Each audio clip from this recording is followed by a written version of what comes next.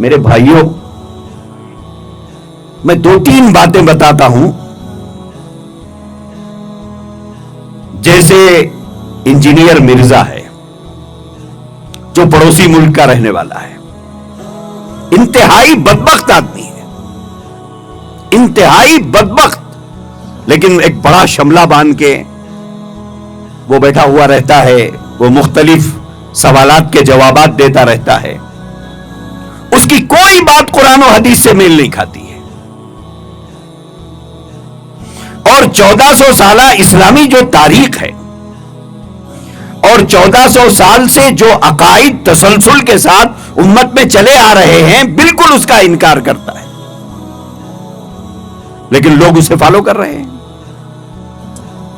کیوں؟ اس لیے کہ باتیں اچھی لگ رہی ہیں. اسی طرح جاوید احمد غامدی ہیں، یہ بھی پڑوسی ملک کے رہنے والے ہیں، ابھی باحیات ہے. یہ دراصل منکر حدیث ہے. یہ کہتے ہیں کہ ہم کو صرف قرآن کافی ہے، حدیث کی ہم کو ضرورت نہیں ہے. لب و لہجہ اچھا ہے، بولنے کا انداز اچھا ہے، لیکن لوگ ان کو فالو کر رہے ہیں جبکہ وہ منکر حدیث ہے. وہ کہتے ہیں کہ حدیث کو ماننا ضروری نہیں ہے. اور جہاں تک قرآن کے متعلق ان کے جو نظریات ہیں، وہ نظریات بھی بالکل الگ ہے. وہ کہتے ہیں کہ حضور کے بعد قتال جائز نہیں، حضور کے بعد قتال جائز نہیں، تو پھر حضور علیہ الصلوۃ والسلام کے بعد حضرات صحابہ اکرام رضوان اللہ تعالی علیہم اجمعین نے جتنے قتال اور جتنے جہاد کیے وہ سب ناجائز تھے. وہ کہتے ہیں کہ اسلام میں 5 چیزوں کے علاوہ کوئی چیز حرام نہیں. شادی شدہ زانی پر حد جاری نہیں کیا، ان کو سنسار نہیں کیا جا سکتا. عجیب و غریب نظریات ہیں، لیکن لوگ انہیں فالو کر رہے ہیں. اور یہی سوشل میڈیا کے ذریعے اسی طرح گوہر شاہی کا فتنہ چل رہا ہے. ریاض احمد گوہر شاہی، یہ بھی پڑوسی ملک کا بدبخت ہے. اس کا انتقال ہو گیا، یہ مر گیا ہے. اس کا جانشین یونس گوہر شاہی ہے. یہ رات لگ بھگ 2 بجے آن لائن آتا ہے. یہ لندن میں رہتا ہے. 2 بجے آن لائن آتا ہے. ہمارے حیدرآباد کے 100 نوجوان اس کو سنتے ہیں. نظریہ کیا ہے میں صرف وہ بتانا چاہ رہا ہوں. اس کا نظریہ یہ ہے کہ ریاض احمد گوہر شاہی رب الارباب ہے. عام لوگوں کو تو یہ بات سمجھ میں نہیں آتی. چہرے بتا رہے ہیں کہ یہ بات سمجھ میں نہیں آئی.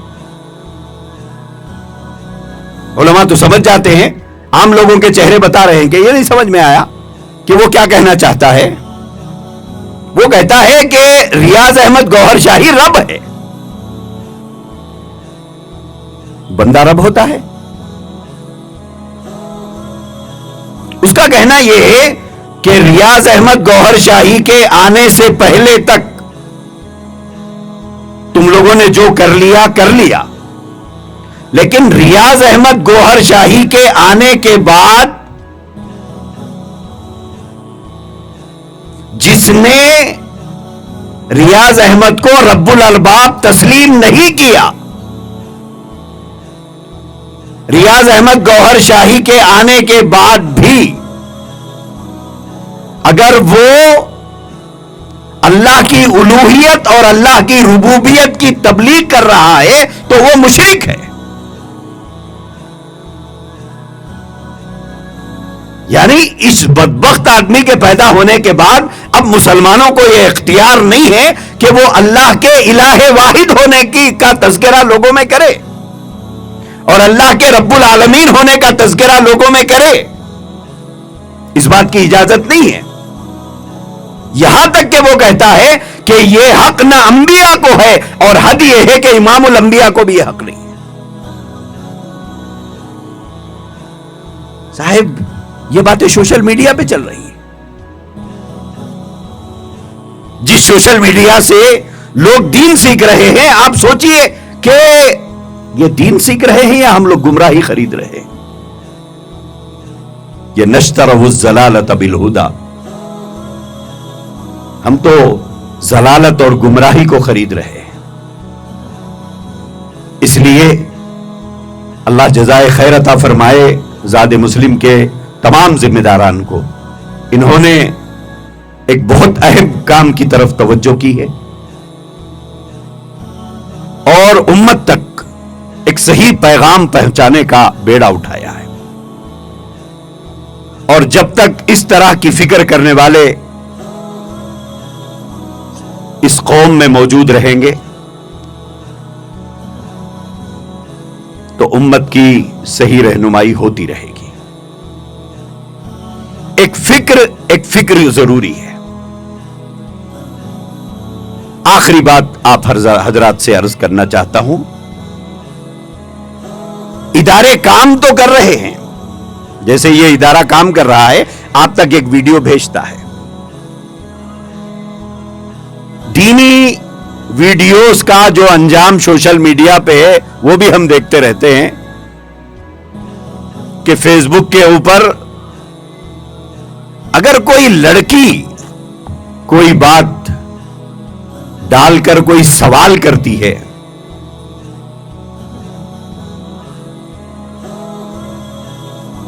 تو جوابات کا سلسلہ نہ تھمتا ہے نہ ختم ہوتا ہے،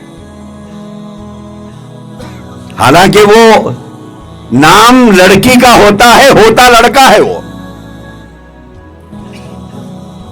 اب جب تک دنیا میں بیوقوف زندہ ہے، عقل مند بھوکا نہیں مرتا، یہ جو مثال ہے یہ وہ ہے۔ لڑکی کے نام سے آئی ڈی بنائی جاتی ہے اور اس کے اوپر یہ دیوانے کمنٹ کرتے چلتے ہیں۔ اگر وہی پوسٹ کے بعد فیس بک پر کوئی دینی پوسٹ آتا ہے تو اس کو یوں بڑھا دیا جاتا ہے آگے۔ ادارے کام تو کر رہے ہیں، دین کا پیغام گھنٹوں کی محنت اور تحقیق کے بعد فیس بک پر اپلوڈ کیے جا رہے ہیں یا واٹس ایپ کے گروپوں میں ڈالے جا رہے ہیں، لیکن اس کو پھیلانے کی جو ذمہ داری ہے وہ آپ کی اور میری ہے، لیکن ہم اسے نظر انداز کر رہے ہیں۔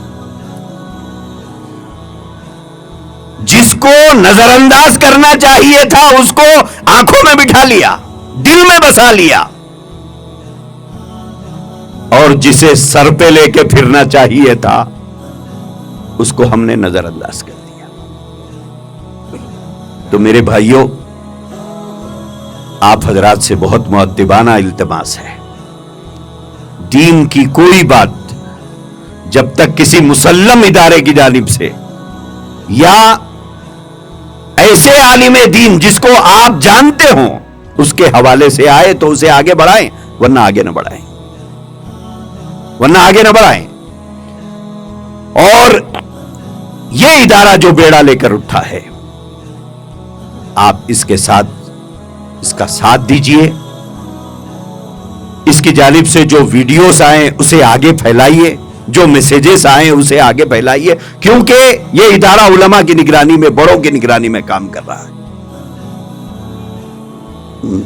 بے تحقیق باتیں بہت سی آتی ہے، وہ دین کی خدمت نہیں ہے، آخرت کی بربادی کا ایک سبب ہو جائے گا۔